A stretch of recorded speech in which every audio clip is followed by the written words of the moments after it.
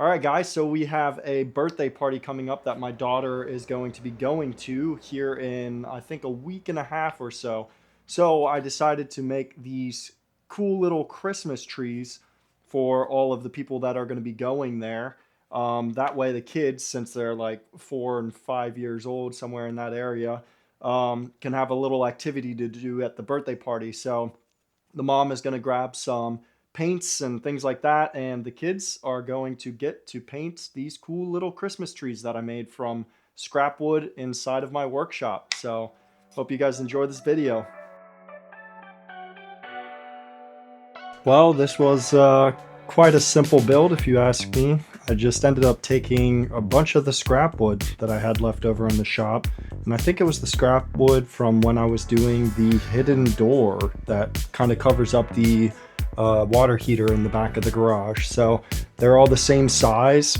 They're roughly around, I'd say, 1.5 inches by probably 3/4 thick, somewhere around that kind of dimension. But that's all based on what you want to do at the end of the day.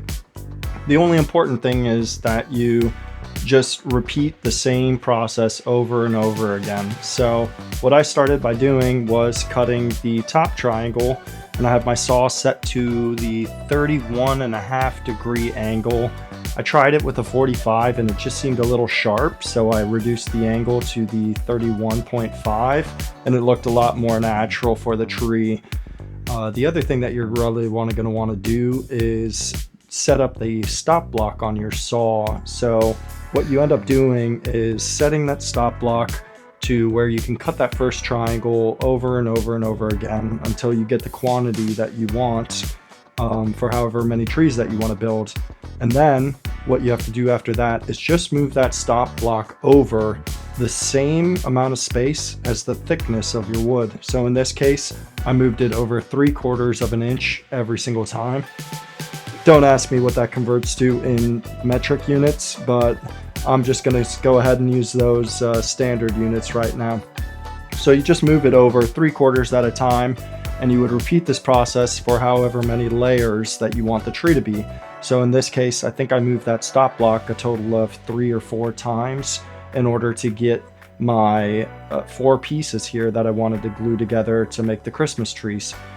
So once I had all of my pieces cut, I stacked them by each other, got them all kind of prepared for glue up, and ended up going with the CA glue. And the reason why I went with the CA glue is because it's a really strong glue to begin with. It's kind of just like a super glue at the end of the day, but it does have that accelerator spray, so it made everything super quick and simple here.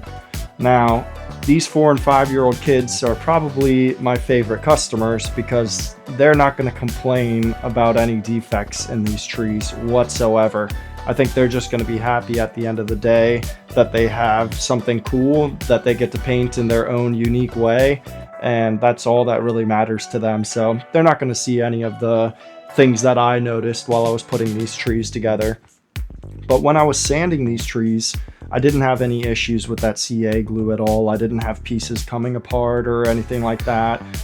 So it seems to me like it's going to be strong enough for these kids to just end up enjoying painting. But who knows, because 4 and 5-year-olds are probably going to be a little rougher on this than I would be at the end of the day. But in my head, these things are going to work just fine for them, and I think it's just going to be one of those cool gifts that I kind of get to bring with to the birthday party, instead of, bringing some China-made plastic toy. I'm going to be bringing these trees for him and his friends to all paint together and kind of share an activity with each other. So here in France, it seems like family time is much more valued than over in the United States, so I'm sure they'll enjoy. Thanks for watching and stay tuned for the next ones.